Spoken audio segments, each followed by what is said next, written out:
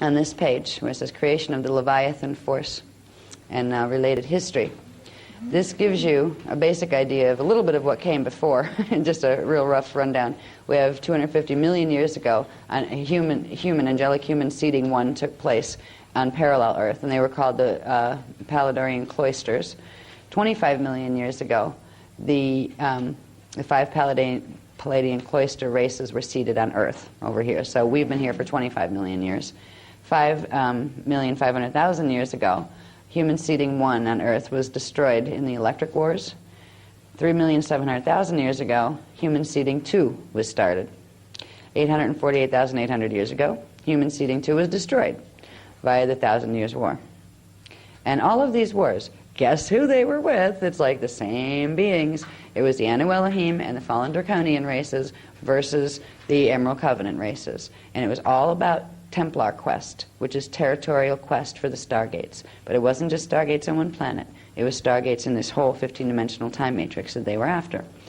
Now, 798,000 BC, we had the 5 Palladi-Urtite cloister races were seeded here. This was seeding 3, the beginning of seeding 3.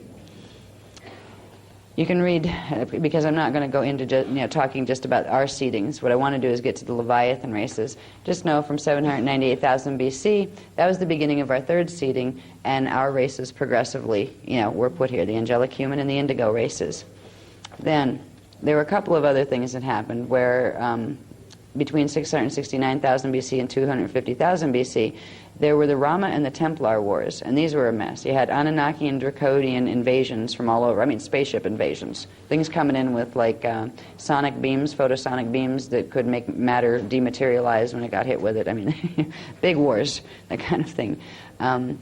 We had a race of pre-Leviathan fallen angelic hybrid things called the Nephidim. They were Draconian, and another called the Urantia. These were Jehovian Anunnaki hybrids. These were the beginning of the Illuminati races. The Illuminati races were upgraded from this point and merged with something else. Now, that I'll talk about in a minute. In this period of the Rama and Temple wars, the races, the Nephidim and the Urantia races, were not able to fully procreate with angelic human races. They were originally created through forced laboratory experimentation in some of the earlier seedings. And in some of the earlier seedings, in seeding 2, there was an experiment done, again, a bioregenesis experiment to try to help the fallen ones, that allowed natural procreation between the angelic human races and a certain small collective of fallen ones supposed to be not, wanting to get out of being fallen. And that turned into an absolute disaster. That's where we ended up with a seed race that went on, and they took it off planet. The fallen angelics took it off planet, and it became kind of like a core genetic template to upgrade their progressive building of a master invader race. Now, we learned our lesson in seeding 2, so we weren't going to do that again right away. And in seeding 3, the angelic human races and the indigo races were created in a way that they could not naturally hybridize, naturally procreate with any of the fallen angelic forces, which gave them protection from the fallen angelic forces. In 250,000 BC, there was a period of time where you had what are called the Palladian, Nibiru, and Anunnaki races. They're from Nibiru and from the Pleiades star system. These were the guys that in Sumerian history came down as Enki and Enlil and Marduk. Those gods. Yeah, they were gods. They were race lines that, when we get into the genealogies, that we won't get too heavily into today, but these were race lines of fallen angelic Anunnaki races. Some of them crossed with one thing, some of them crossed with another. The Enki, Enlil, and Marduk races, Anunnaki races, were considered, what do they call them? You had the Jehovian, there's a name, the Anu Seraphim. These were called the Anu Seraphim Anunnaki races. They weren't the original strain. The original strain were Anu Elohim, out of the Giovanni crew, and they were called the Jehovian Anunnaki races. The Jehovian Anunnaki races looked at themselves as the true, pure strain Anunnaki, and they didn't like the other ones. The other ones had crossed with various ones of the fallen Seraphi, be it draconian ones or some of the things that the draconians had created. So the Pleiadian Nibiruan Anunnaki races are Anunnaki races that have partial Seraphi or draconian type coding. You have the Enki, Enlil, and Marduk groups. What were the full names of those? They're in Voyages, Volume 2. The Enki Zephelium. Okay, Enki Zephelium races, the Enlil Odedicron. Okay, so if you look at the Enki Zephelium, now Zephelium are one of the fallen races that are connected to the Zeta races that we talk about now. And they were a reptilian snake type cross. Okay, so they took Anunnaki, which was a core Anunnaki, was an aquatic ape.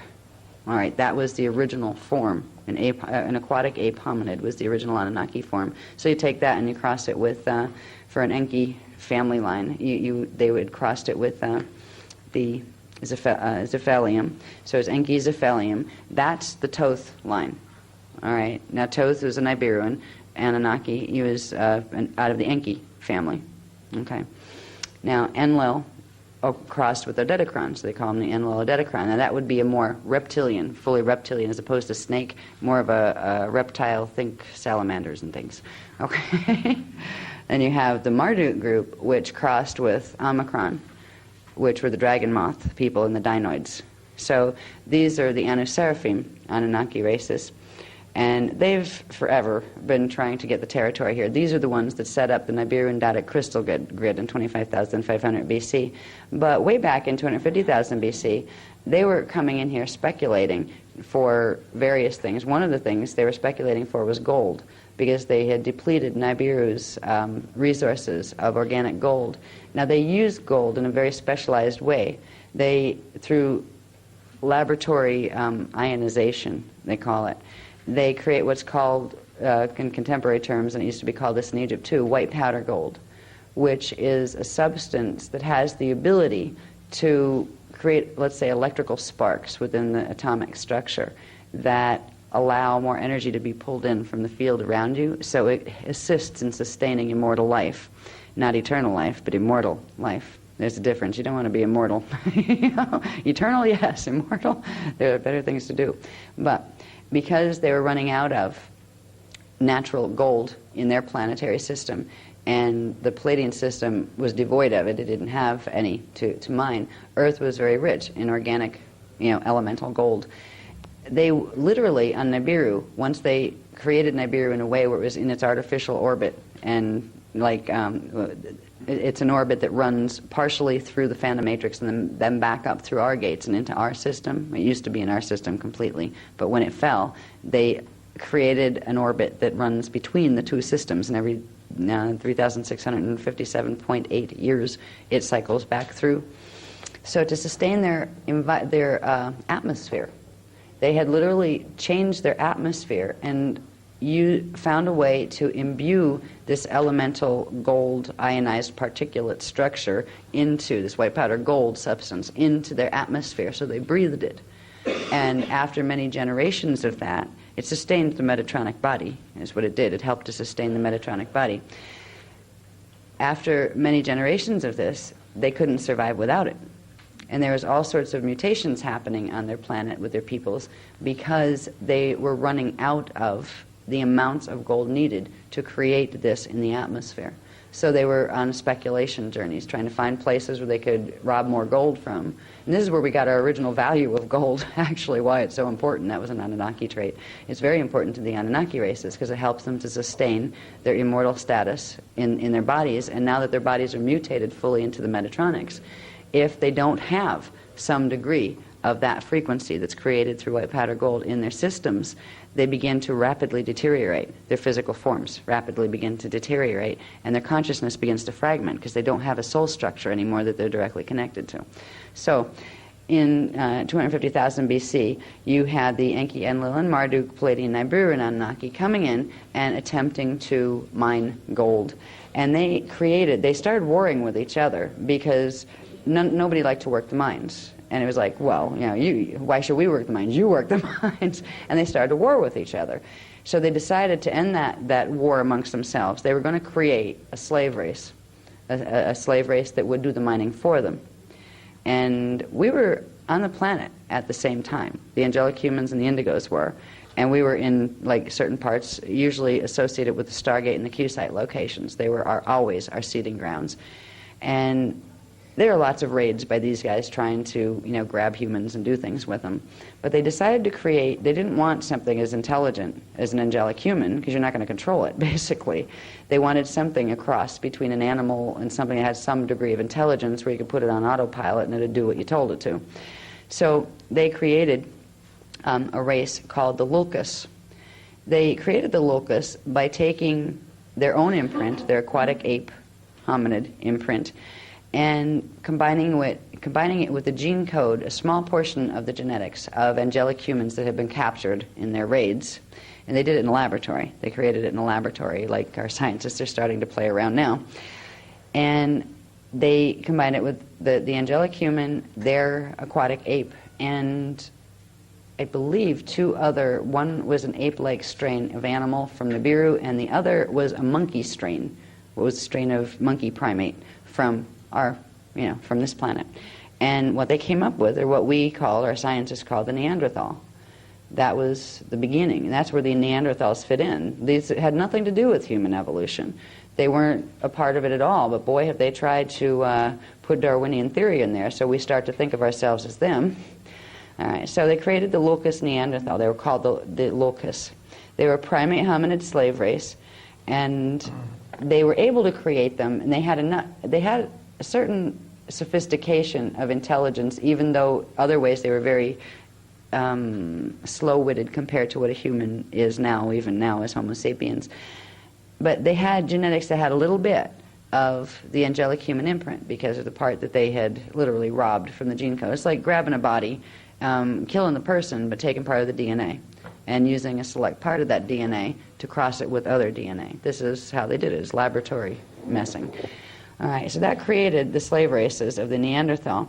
In 246,000 BC, there was, and this was like the beginning of a new wave of evolution after the Rama Wars and the Temple Wars, where they created a mess. I mean, it was getting close to becoming another Electric Wars situation where everything got destroyed.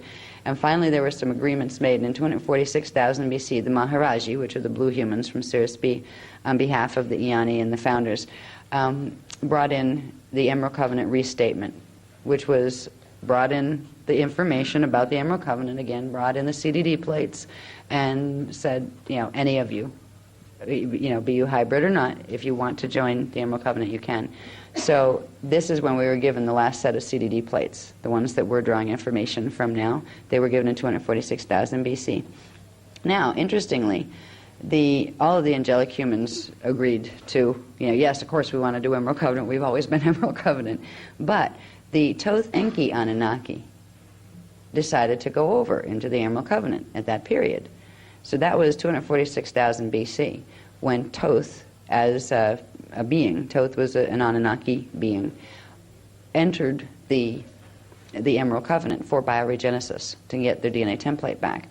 Now, Toth went through, as a person, went through his own levels of bioregenesis, and he did very, very well. He got up to 11 strands, but he didn't get the 12th one before he bailed out and went the other way. But the Toth Enki Anunnaki races, they entered for bioregenesis, and there was a series of steps in this bioregenesis that was taken. They wasn't all, you didn't get all of the strands healed immediately. There was a progressive integration of one strand after another that would take place over numerous generations to slowly build up the pattern of the D12, the angelic human hybrid strand would be put into the Anunnaki strands. What it would do is if you look at the strands, is one angelic human strand had all the natural mathematics of the divine blueprint that goes with this time matrix.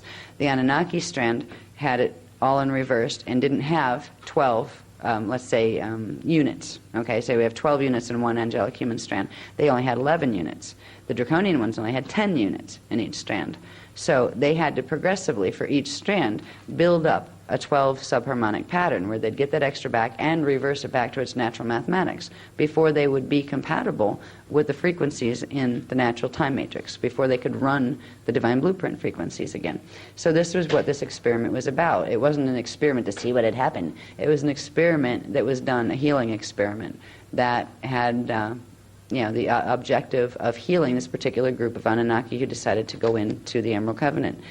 In 208,216 BC, this was a stellar activation cycle, and consistently with the rest of our history, during every stellar activation cycle, there's an invasion of some sort, and there was a Drac invasion this time, and it created what was called the Fall of Brennaway.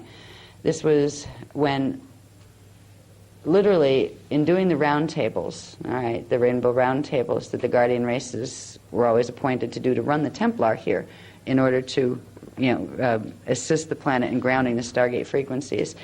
They were infiltrated and invaded, and the rounds began being run in reverse because people were careless, and there was a lot of intermarrying between Nephidim, draconian hybrids that supposedly were being good guys now working the Emerald Covenant, and angelic human races. And angelic humans didn't realize that they were getting code reversals in their DNA template, so when they ran the rounds, they ran them in reverse. And there's a major pole shift that took place in that period because, again, the gates had to be shut. They had to be shut, or our whole template, Earth's template, would have gone into phantom matrix completely. So in 208,216 BC is when we lost our ability to run D12 frequency, because what's called the stellar bridge, which is that frequency spiral, the Merkaba spiral of the universal level, that spirals the frequency down from D12 through all the universal gates to us, it's supposed to anchor on what's called a 12-code pulse. 12-code pulse means every dimensional frequency band has 12 subharmonics. It didn't. It anchored on a 10-code pulse, and they blocked the other part out with the reversal of the round tables. So from that point on, we were like sitting ducks here because we didn't have D12 frequency available. We only had D10 frequency available. That means we couldn't reset anything with the divine blueprint without the D12 frequency to come in and reset it. So after this, life went on. There was a pole shift, and there was the races during these times were taken into the inner earth, like the angelic human races, and any of the hybrid races that could sustain the strand activation will be taken into inner earth and allowed to hang out there until it stabilized on the surface. Then they'd be brought back out, and the angelic humans were always reseated on the 24 sites, the 12 Q sites and the 12 Stargate sites. That was their home, and their DNA is literally keyed to those grids. So we all have literally a place on the planet that we belong to, and it technically belongs to us. We belong to each other. All right, now. In 155,000 BC, this is when the Anunnaki bioregenesis program begins in full. Now, way back in 246,000 BC is when the Tothenki group entered the Emerald Covenant, but it wasn't until 155,000 BC, because of all the chaos that was going on, that it actually began, where the hybridization program began. And the Lucas Neanderthal races, because they had a little bit of the human imprint, were used as the base species for this hybridization. So the Lucas Neanderthal were combined with a pattern, a piece of the DNA from another race called the Hibernian humans. The Hibernian humans had to do with seeding too, and certain races that were created through hybridizing between human and Anunnaki races. They were a type of Nephilim, actually, Nephilim human, but they were of the Ruby order that were trying to get their full imprint back originally. So upgrade number 1, they went from Locust Neanderthal to what are called the Luhari, which was Cro-Magnon 1. And then in 152,000 BC, the Luhari hybrids were crossed with the Urantia Urtite cloister humans, and upgrade 2 was done, and they created the Iluli Levi. Here we get the races of Levi and such. This is where we get the word Leviathan. Now, the Iluli Levi, Cro-Magnon 2, was the first one of the hybrids that was capable of natural procreation with a human, where it could actually conceive a child and bear a living child with a human. The others were still not genetically compatible to that degree, where fertilization would most often not occur, and if it did, it would be highly mutated and it would die. The child could not be born by them. This began the chaos, technically speaking, because if you now have a hybrid race, and if you get a hold of that hybrid race and you're a fallen angelic, and you know that race can now naturally procreate, all you have to do is have your hybrid race rape humans, and you will create progressively more of your own in human form. And this is what began the craziness that became the Leviathan invasion. But the bioregenesis continued for the races. The Tothenki groups were still a part of this. They were still working with it. And the Tothenki groups are interesting because, remember how I said before, they were of the Anu Seraphim, which means they were Anunnaki combined with certain of the fallen Seraphim, which were the Draconians or the Reptilians. So they could actually, by using their DNA, they could actually allow for both Draconian races to incarnate into them and Anunnaki races. So it was a hybrid form that could be used to do bioregenesis for both fallen Seraphim races like the Draconians or Reptilians and fallen Anu Elohim races like the Anunnaki. That was also part of the downfall because both of them could infiltrate that race, therefore. All right. So 152,000 BC we had Cro-Magnon II, the Iluli-Levi races. From the Iluli-Levi races, it went up from there. 151,000 BC, upgrade 3 was done. Iluli-Levi became Iluli-Judah. This is where we get the races that were transposed in our biblical text. They're not our tribes of Israel. These are the tribes of the Leviathan, and they were not part of those original biblical texts. The original 12-tribe human races were part of those original texts, and they transposed their race identity and their records into our books. Okay.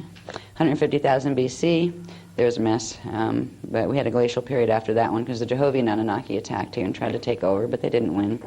But they crashed the firmaments, which are called hydrosuspension fields, that controlled the planetary climate. We actually had planetary climate control at various periods, where you could, kind of like your car or your house, you set it on climate control. How much humidity you want, what temperature you want, that kind of thing. You can do that with the crystal pylon temples of inner Earth, of the Eka line. They can modulate the frequencies here in a way that through our gates we can get climate control. And when they're working properly. So in the Jehovian wipeout in 150,000 BC, we had a glacial period because a large part of our firmaments, or the hydrosuspension fields, collapsed. 148,000 BC, the next upgrade was done. The upgrade 4 created the Iluli Nephi races, and then there was a whole bunch of these guys, the Nephi races, that were infiltrated by Jehovian Anunnaki and created the what are called the Nephites. This is why certain teachings say, hail the return of the Nephites. They're supposed to be coming back in this time period. Not something to hail unless you're looking forward to becoming a Jehovian Anunnaki. And these large numbers of these have joined the Wesedek groups, from this history forward. So the return of the Nephites has to do with the return of the Metatronic coding. Here we go again. Every stage of this hybridization program had its pros and its cons. Meaning pros, that it was actually serving the purpose it was intended for the ones who stayed in the Emerald Covenant, the Toth groups, then other ones that came in. One of the ones that came in later, I believe, in fact, in this period, I think, this was the first period they came in, 148,000 BC, the being called Enoch, who had been an ascended master, and the good guy side had come in and incarnate specifically through the Jehovian Anunnaki fallen pattern to be able to try to bring them back up into bioregenesis. The Enoch crew got involved, and these were the Arcturian Jehovian Anunnaki races from the Arcturus system, from Orion and Arcturus, and they were different from the Pleiadian Iberian ones, and they tended to not like each other very much. They got involved with the Nephi level. They came into the experiment at the Nephi level. And so then you had two groups of Leviathan race, Leviathan because they're all out of Levi, but usually we use Leviathan in terms of the Illuminati, what became the Illuminati. But there were two branches of these hybrid races that were created. One were the sons of Belial, and the others were the sons of Zadok. All right. And these are... which were the reversals of, they were originally the sons of Lilib, the Lilibim, which were Toth's crew, the ones that were on the good side. And this is where you get like the Lilith mythologies that come out of that, and the Zadikim or the Kodazim, and they actually reversed the letters when groups of them became, fallen. They reversed them, so you had the Lilibim turned into the sons of Belial, and you had the Kodazim becoming the sons of Zadok. And these became prominent figures in the Atlantean period. I mean, at this point, we're still not into the height of Atlantean culture yet. Atlantean civilization really didn't come into being until, let's see, when was it? When the Atlantean root race was seeded. Atlantis was, the place was there, the cloister races were there, but it wasn't technically called Atlantis. That was a root race. It was a smaller race than the human cloister races that were coming in. It was a smaller branch of the human races. So anyway, this is the step-by-step process that the Leviathan or the Illuminati races were created from. They were progressively crossed, and the idea was to get them up to strand 5, where they would take the reverse 11 DNA pattern and work strand 1 all the way up to strand 5 into non-reversal through the hybridization. At that point, they could pass through Stargate 5 into the Terran time field in density 2. You could get them out of here, and they could continue their evolution from there to get the next set of strands. But all along, every step of the way, there were raider races, fallen angelics, that came in and grabbed portions of them and hybridized with them and then used them as tools to create their little armies where they would go raid other villages. I mean, it's still, even in our recorded history, it's classic, the plundering of one group that conquers another. They come in, they rape the women, they, trash the society, they force their belief systems on them. Well, there are continually more children being born by the raping of angelic human females. They would very often come into a village, raid it, kill the males, and rape the females, and kidnap them, keep them until they found out whether they conceived or not. And if they conceived, they would, bear the children. There is a big hatred vibe that a lot of women carry from being a part of that time period where they hate children. And when they have their own children, they don't mean to hate children, but this emotional thing comes up where there's almost a desire to kill children because there was a violation that was done in that period, like in this pre-Atlantean period, where you were being forced to carry something that somebody else forced you to get pregnant with that was not going to have a human soul. It was going to have a fallen angelic soul. They would birth that dark avatars in this way, and the women that were angelic humans that were forced into this type of breeding felt not only violated, but they knew they were contributing to the potential downfall of this planet. So there was a whole movement in the female consciousness that went into killing their offspring whenever they could, because they knew the souls coming into them were not human, and they were, of the other side. So this is some of the stuff we're still healing on a deep level. Women have a lot of that, and there's an anger that was in men. They felt very emasculated in the whole situation. They come in and be killed. They didn't want them for anything because they weren't gestation chambers like females were. So there's a lot of things we're still processing from this period. The Leviathan races, by the time we got up to, let me see, where, number 5, the 5th upgrade. The 5th upgrade didn't come until 68,000 BC. That's because there was a whole lot of other crazy things, like from 148,000 BC to 75,000 BC. That's a long period of time. It was called the Anu occupation. Humans actually lived underground because the Pleiadian, Nibiru, and Anunnaki had got together and they'd come in and they'd taken over surface Earth. So they literally took over surface Earth and destroyed anything that wasn't of theirs, and were trying to either kill or kidnap and use human populations. So literally human civilization went underground. A lot of us will have cellular memory that's about that, where we'll actually remember times when we were so sensitive we could hear a footstep hundreds of feet up above us, because we lived underground. There are still many chambers that are left of the civilizations that were there, and there are other ones that were run by the negative ones as well, because there were periods when they went underground in relation to the dinoids, the dinosaur things. But anyway, because of the craziness that took place, that's a very long period of time. This is why the Anunnaki decided they owned the planet, because they come in and stole it, so they figured it's theirs. That's the typical, it's really the typical thing if you look at any of the politics that we're in the middle of right now. I mean, they're all fighting over stuff they stole from somebody else in the first place. It's like, anyway, when we get up to 68,000 BC, they finally did the last upgrade, and this was taking them from the Eluli Nephi up to the Anu Melchizedeks. This is where they were crossed with the fifth strand. They picked up the fifth angelic human DNA strand, the cloister strand of the Melchizedeks. And this is out of these guys, they end up with the Templar Melchizedeks. And the Templar Melchizedek priesthood, which is the total opposition to the cloister. Once in a while, when they decide to enter the Emerald Covenant, they actually assist. But most of the history, the Templar Melchizedeks were the ones that were the front men and beings for the Wesedeks. And there was a version of them that were also in the Phantom Matrix. So you had a division between them. One was for the Wesedek bonding, the other Metatronic bonding. The other group of them was for the Phantom bonding. But both of them were not anything to do with the Emerald Covenant. And right now, most of the Melchizedeks on the planet, the ones that woke up first, the ones that are going around and transmitting frequency to everybody and initiating them into the Melchizedek priesthood, most of them are Templars, which means most of them are Anunnaki.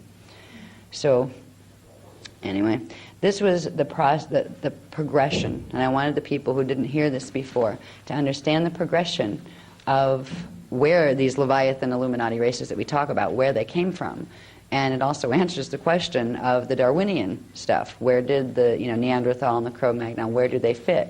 Were these our human ancestors? No, they were not. They were the hybrid ancestors. The only connection to human they had was a little bit of human genetics that was put into their pattern to assist them to evolve to a higher level. They are not what we came out of at all. But there's been a whole movement since Atlantis. It was part of the Luciferian covenant, which was an agreement made by the fallen Anu Elohim races, the Anunnaki races, that they would progressively orchestrate something called transposition of race identity, where progressively, using radio body programming, using progressive genetic infiltration, they would transpose their race identity over the angelic human and the indigo race identity, and they would take over the planet. And taking over the planet meant bringing it into Phantom and then into Wesedek matrix. So this has been a long, long process here. This will give you some idea of how much we've all invested in this drama.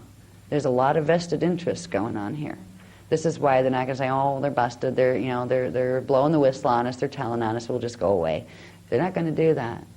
This is the ending point of this drama and the beginning of a new series of dramas. 3 new ones, in fact, 3 new paths of Genesis. Now, from Atlantis, I want to show you really quickly.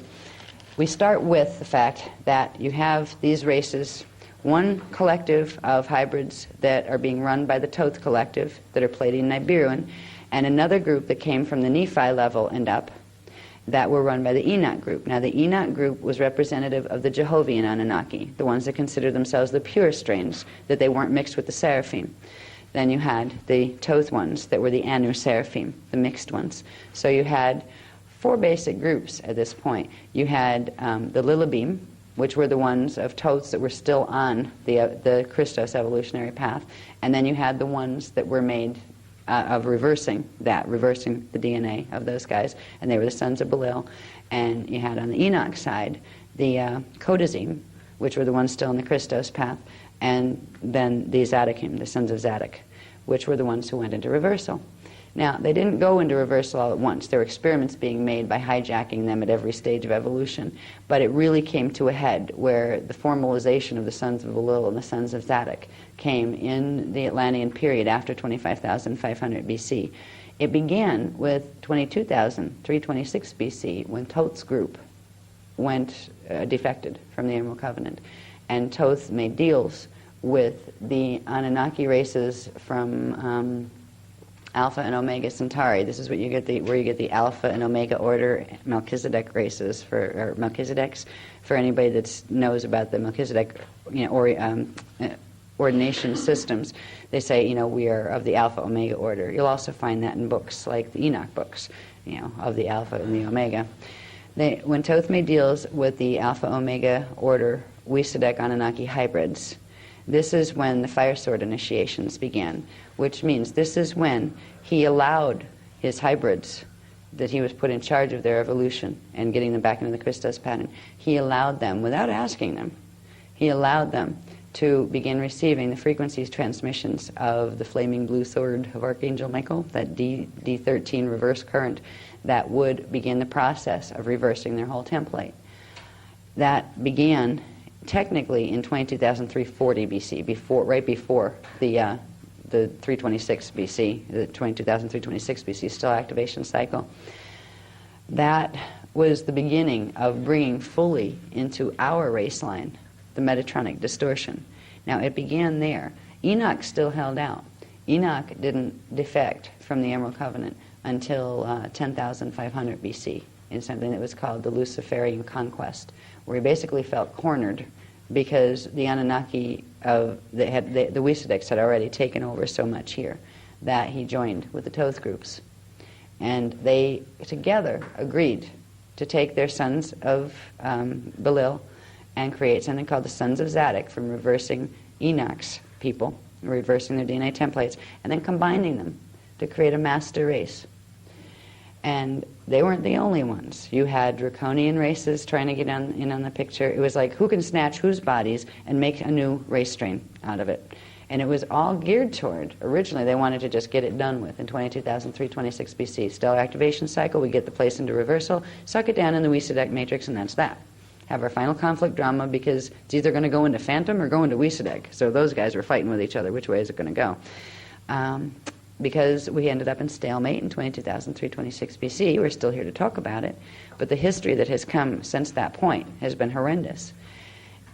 After this time frame, after Thoth had gone over and began the I'm gonna have to take this off. I'm getting really hot. Are you guys getting hot? Yeah. Yeah, you can open the door if you want. I think it's really hot in here. Now, this is where, when I brought you up to the point where this fits in. This is what happened from Atlantis. All right? You see all those lines going down? They're different race lines. This has nothing to do with human evolution. This is the hybrid evolution of the Illuminati races. Okay? Yeah.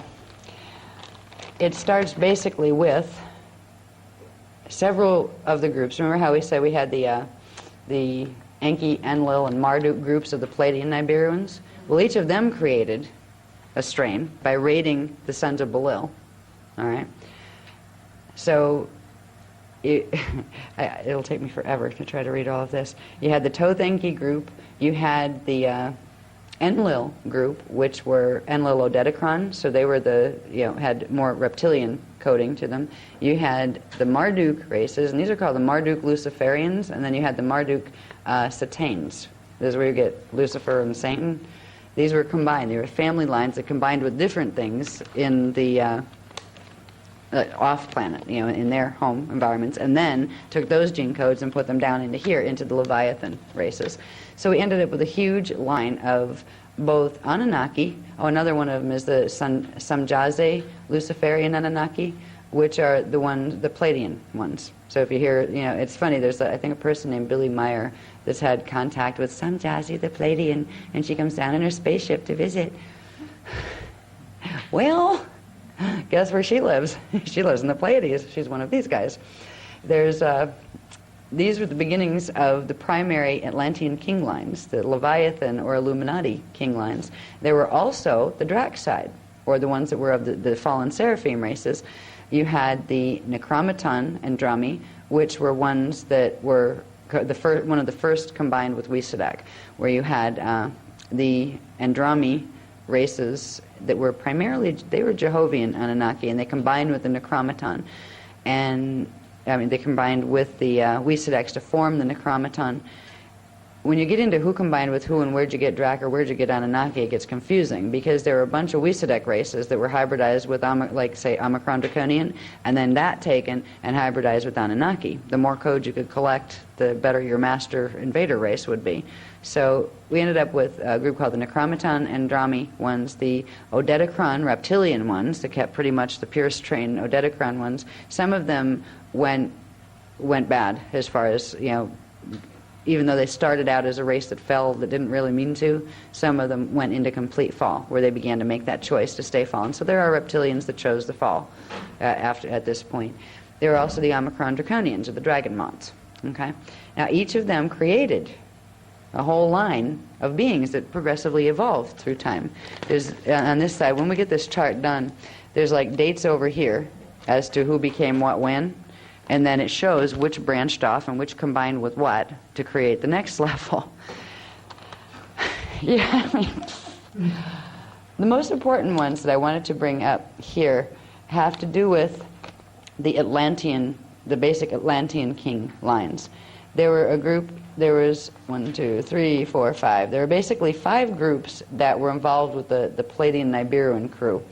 They were the Sathians, the Ilulcum, the Idiruans, the Lilithan, and the Azuriel.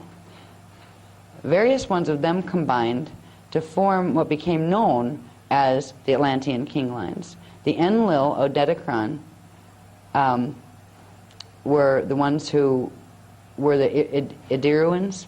They evolved to become the Nohasa Atalan king line. So you have an Atalan king line. You will also have, as we come down, an Atlas king line, an Osiris king line, a Larsa king line. And the Larsa kings, they found evidence and lists. The Larsa king lists were tablets that were found in Sumeria. So this stuff plugs right in to the archaeological evidence they managed to miss when they were doing their house cleaning in 9558 BC. Out of these lines, which it would probably take me another hour to try to go down and show you where everybody, comes out. When we get down to time period, Remus and Romulus are in here where Rome started. Now on this side, anyway, I'll just show you. In this section of the graph, okay, coming down, like straight down from this area over here toward the middle. Okay, would you please? Thank you. Over here you basically have the ones that were from the Toth lineage. And over here you have, in the middle, all right, over here you have more of the Toth lineage. Coming down this way you have ones that were the Enoch lineage. And then over here you have ones that were the Draconian ones, the Odedicron reptilian and the Draconian ones. So literally these created, every one of them created their Antichristos king lines, their Antichristos grail lines. And they came from Atlantis, and when we get up to certain points, there's certain interesting points in history here. Let me see, I wanted to get, where's Rome? 5900 BC, that's before 700 BC, where is that? Okay, in here we basically have time periods such as, all right, the 9558 B flood. That was a contrived flood that was orchestrated by the members of the Luciferian Covenant. The Luciferian Covenant was run by all of these guys, the Tothian Anunnaki, the Palladian Nibiruan Anunnaki crew. And Enoch at that point had entered the Luciferian Covenant, which means he brought his race lines into the Metatronic coding, and it also meant he started to participate, and his races started to participate in the attempted hijack of the planet. Part of the Luciferian Covenant, which was originally founded in 10,500 BC, part of that was to stage a wipeout and a house cleaning, where once certain things were done to the memory banks here, in the planetary memory banks, once the Nibiruan diotic crystal grid thing that was set up at Stonehenge, once that was pumping enough of the program through the grids, there would be an erase time where we get rid of the history and the races, whatever races that they didn't particularly want. In 9558 BC was the period of time that they used the crystal generators, because at this point we still had Atlantean technology. You had massive selenite crystal rods that were positioned under the ocean beds in various regions connected to the stargates and those kind of things. And they used them to collapse part of the firmaments again.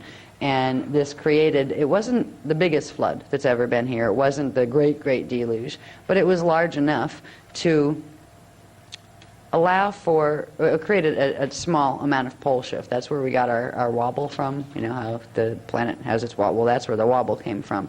It was already out of alignment from the other messes that had taken place before, but that was the last one. Now, in 9558 BC, there was spaceships flying all over the place, because the ones that they wanted to preserve were taken into shelter. Our guys knew it was coming and we couldn't stop it, so we literally got as many of the angelic humans into the inner earth as could come. And at that point, at least they had some DNA left to play with. You know, like right now, we're much more mutated in the DNA than we were at that point. The mutations had been started, but they hadn't been fully finished by then. So in 9558 BC, we had our house cleaning and our records cleaned out. Literally, the history records were taken, were destroyed, so we wouldn't have any reference. And progressively, the survivors after this point, there was still the knowledge. The Grail line, the true Grail line races and the angelic humans knew. They remembered what the history was. They knew the Atlantean history, and that was a problem, because there were genetic alterations through the fire sword initiations that were being done on the Leviathan races that made them progressively not be able to remember anything except the Metatronic programming. So it was like their radial bodies were being plugged in and fed the CD player, or the CD, the CD-ROM program that was being run from the Metatronic Wisadek system. They were losing their memory. Their memory was being literally recoded right in their own DNA.